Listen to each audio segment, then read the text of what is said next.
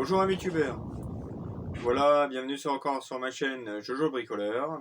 Je fais cette vidéo en fait pour vous présenter autre chose que de la forge, réglage de machines et autres. Un petit projet pour cadeau de Noël, fabriquer des boules au tour à bois. Voilà. Donc en fait, ceux-là, ce sont des boules en bois collées, hein, plusieurs hop, un repoint, plusieurs lamelles de bois collées comme vous pouvez voir. Alors, sur celui-là qui est teinté, on le voit mieux. Voilà.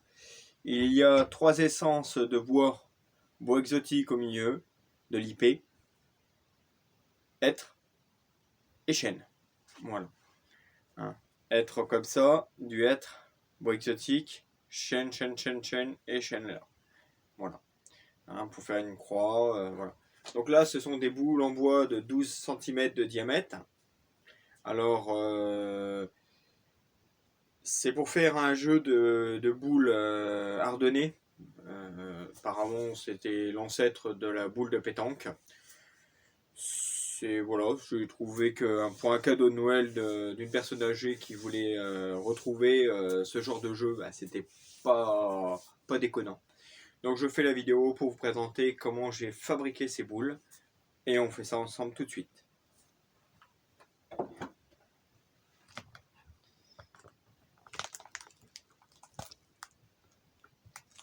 Hop, allez, faire un petit gros plan pour vous présenter.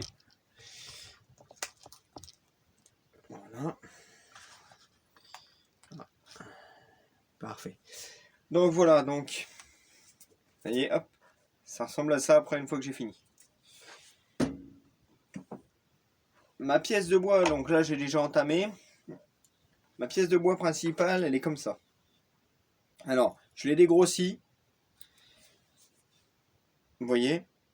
Donc, pourquoi je l'ai dégrossi? Déjà pour gagner du temps autour à bois. Et puis, pour moins bouffer de cam. Et puis, chaque fois, c'est de l'usure, d'outils, tout ça, inutile. Voilà. Donc, il y en a qui tournent au cylindre, ce que je trouve très bien. Moi, j'aime mieux octogonal. Voilà. Pourquoi? Parce qu'il y a déjà moins d'arêtes énormes qui dépassent. Et puis, je trouve ça plus agréable à travailler. Ça claque moins sur les outils. Voilà. Donc, tout le monde, ceux qui regardent du tour à bois, qui connaissent un peu, là c'est un tour à bois de marque E-Tech. C'est un tour de à peu près sur Mano Mano que j'ai acheté sur 100 euros. Je réinsiste là-dessus, je n'ai pas d'affinité avec Mano Mano. J'aimerais bien, mais je n'en ai pas pour le moment, ils ne m'ont pas contacté.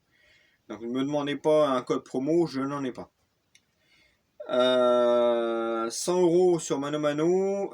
Entre pointes, je peux faire 1 mètre, ce qui est pas mal. Le seul bémol, c'est que je peux pas tourner du bol ou autre. L'axe ici est un peu trop pivotant. Donc j'ai déjà eu des coups, c'est assez dangereux, donc je préfère éviter. Mais ça reste un bon tour entre pointes. Pour qualité-prix, ça reste un bon tour entre pointes. J'insiste bien là-dessus. Voilà. Donc, alors, il y en a qui fabriquent des boules en bois, ce qui est notre sujet actuellement, en faisant un cylindre et en traçant l'axe 1,5 cm et faire des trucs à 45, 45, 45, des facettes. Moi, j'ai trouvé que c'était pas mal. Mais par contre, pour une boule, ça va. Mais comme là, j'en fais une quantité assez importante. Là, j'en fais environ 6, pardon. Peut-être 12 par la suite, je ne sais pas encore. Donc, j'ai préféré faire un truc qui était assez rapide et je me prenais pas la tête. Donc, j'ai fabriqué un gabarit, comme vous pouvez voir. Voilà, je le mets comme ça sur le côté, on verra mieux. J'ai donc mis une planche de contreplaqué assez épaisse, 1,5 voire 2 en dessous. J'ai mis 2 taquets de bois en dessous pour bloquer la planche de contreplaqué pour pas qu'elle bouge. Vous voyez, c'est du costaud. Ensuite, j'ai tracé l'axe de de mes entrepointes sur mon contreplaqué. Une fois que mon contreplaqué est bien fixé, par contre, j'insiste bien là-dessus. J'ai tracé donc un trait, ça c'est mon axe. J'ai ensuite pris l'axe d'entrepointe de mes outils, de mes porte-outils, et ce qui m'a donné l'axe exact. Hein, comme ça, là, si je trace un trait en dessous, je suis pile poil à l'axe de ma pièce. Hein. C'est important ça par contre. Ensuite, j'ai fait un gabarit en 2001. Alors j'ai essayé plusieurs gabarits, je vous avoue que ça a été un petit peu à tâtons. J'ai vu des vidéos sur YouTube d'Américains qui faisaient ça. Le problème c'est que c'était en américain, donc c'était pas en français, on comprenait pas ce qu'ils disaient. C'est un problème à chaque fois. Mais ça permet, on va dire, d'avoir des idées. Hein, sans le son, ça permet d'avoir des idées. Donc là, j'ai fabriqué ce gabarit-là, avec l'écrou central au milieu. Un seul écrou, pour la pivoter. Vous voyez? Voilà. D'accord? Ensuite, dans le gabarit, j'ai tracé l'axe de mon outil sur le gabarit. Ce qui m'a donné le point de référence pour découper et faire une entaille pour mettre une gouge. Alors, bon qui tombe. Voilà, donc là ce sont des gouges à 25 € encore sur Mano Mano. Quand j'ai acheté la machine, je les ai achetées avec. Il y en a une dizaine, je crois. Attendez. Il y en a 8, excusez-moi. Donc il y en a 8 gouges pour 25 €. Qualité-prix, c'est pareil, c'est pas mal. Pour débuter, c'est bien. Franchement, c'est pas mal. Ça n'a rien d'avoir des gouges qui vaut 90 € la gouge pour débuter. Voilà. Donc là, c'est une gouge qui est taillée en pointe, qui est vendue avec. Voilà. Alors, j'utilise deux gouges. Celle-ci pour dégrossir d'abord ma boule. Et ensuite, celle-ci qui est arrondie.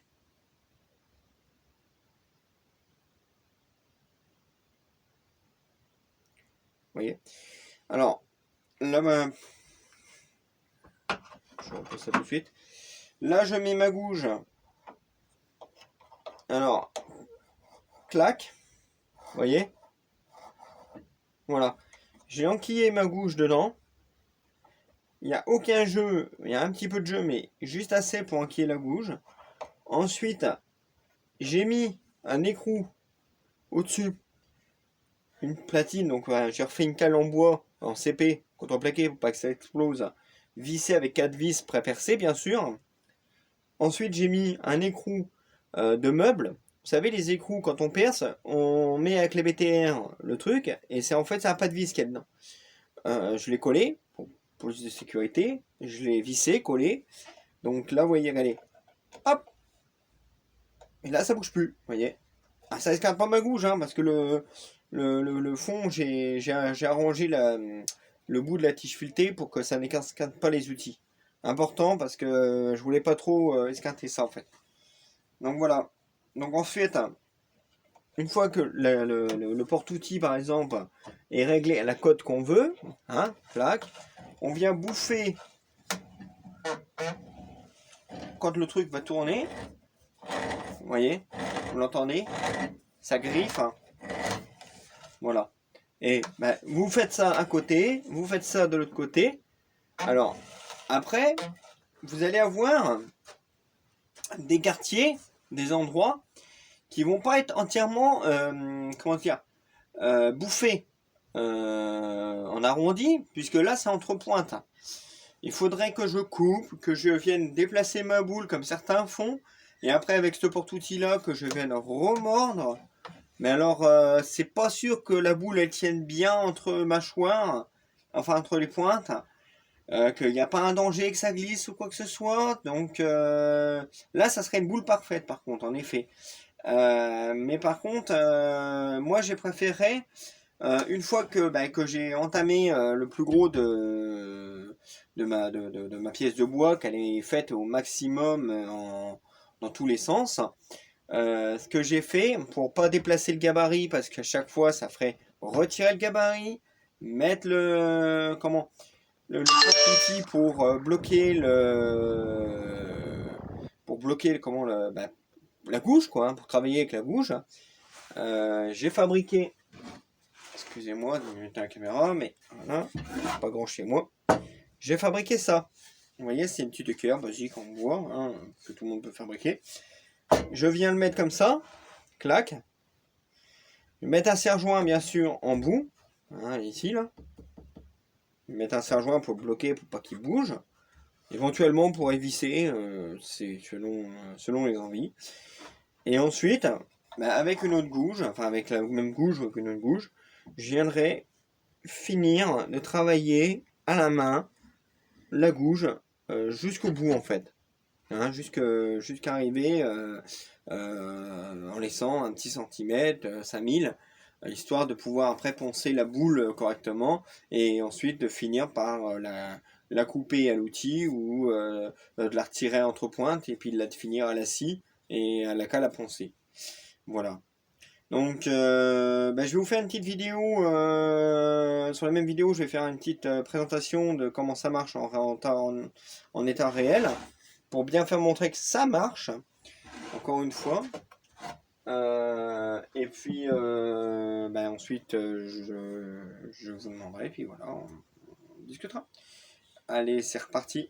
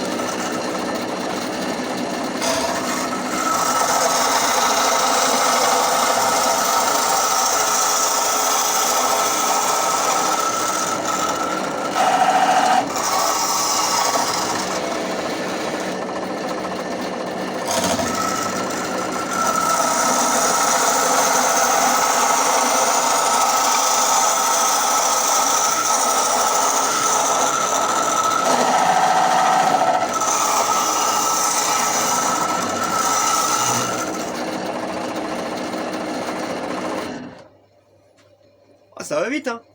Bah non, j'ai fait une pause. Bah oui. J'ai fait une pause parce que sinon, ça allait durer une demi-heure. Non, c'est pas déconner, ça prend... Là, ce que vous avez vu en pièces, je l'ai bouffé, ça m'a pris aux alentours de 5 à 10 minutes.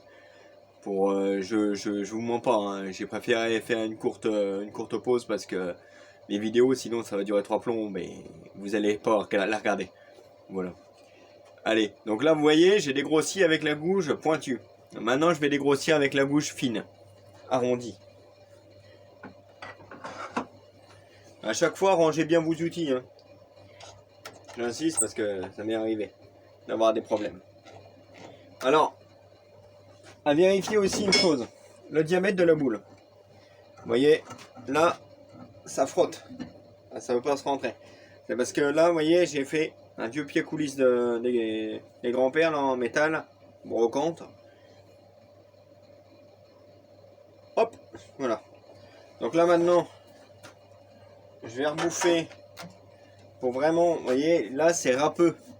Alors, on le voit pas bien la vidéo, mais je peux vous l'assurer, c'est râpeux, on voit tous les défauts de la gouge. Hein.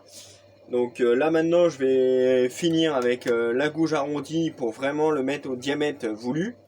Et ensuite bah, ça sera un coup de ponçage, je finis mes arêtes sur les côtés.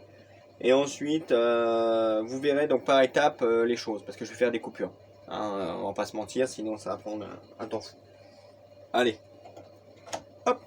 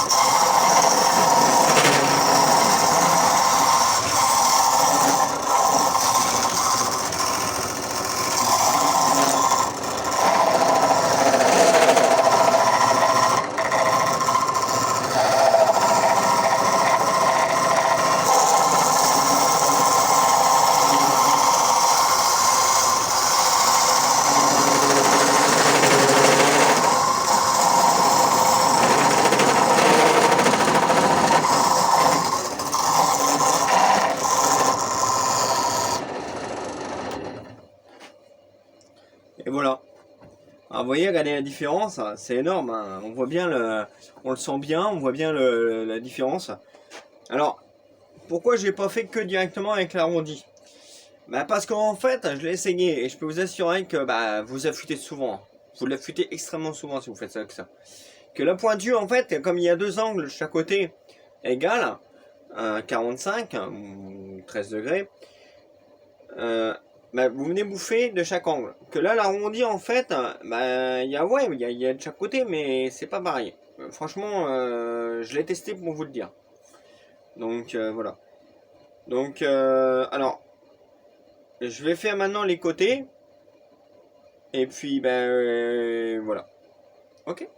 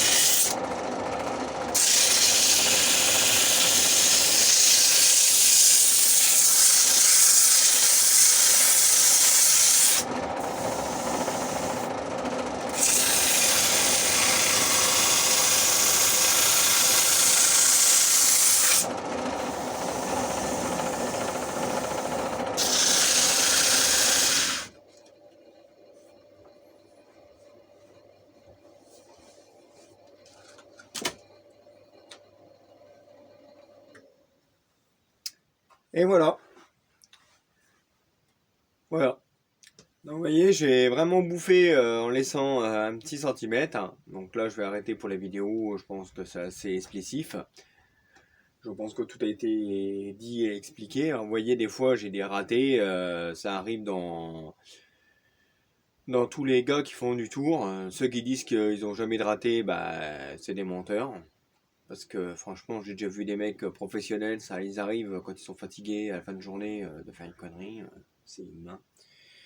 Donc moi je fais pas des coupures et tout ça, je vous fais montrer que voilà, moi ça m'arrive des fois de faire des éclats, hein. Là il y en a un, petit éclat, bon c'est pas très méchant, c'est rattrapable. Surtout qu'après ça va être des boules pour jouer dehors. Donc premier jeu, à mon avis, ça va prendre des pètes. Hein. Donc c'est pour ça que le gabarit je vais le garder, parce qu'à mon avis il va me demander d'en faire une dizaine, voire même une douzaine. Je le sens. Hop, je remonte la vidéo. Voilà. Donc j'espère que la vidéo de comment fabriquer des boules en bois pour Noël, pour un jeu, vous a plu. Si c'est le cas, mettez un pouce bleu, abonnez-vous si c'est toujours pas fait. Ça serait sympa. D'ailleurs, je remercie mes 49 abonnés, voire 50 abonnés, je crois. J'en suis pas loin de rester fidèle et d'être abonné. Donc, merci à vous tous. Et puis, j'espère qu'on se reverra assez sous peu pour d'autres vidéos. Allez, salut à tous!